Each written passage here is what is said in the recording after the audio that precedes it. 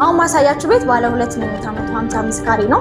ሳሎኑን እንደምታዩት ሰፋ ያለ ሳሎን ነው። ባለ 2 መኝታ ሲሆን ፕላስ ደግሞ ሜድስ ሩም ያለው ነው። እዚህ ጋር የምናየው ማስተር ቤድሩማችንን ነው። የራሱ የሆነ ባዝሩም አለው።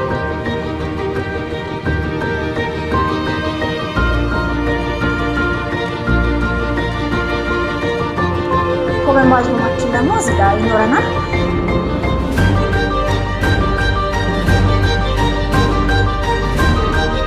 ሌላኛው ሁለተኛ መኝታችን ይሄን ይመስላል።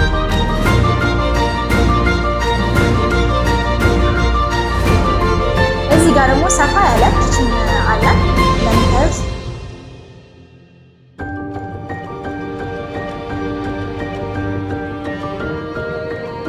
እዚህ ጋር ስንመጣ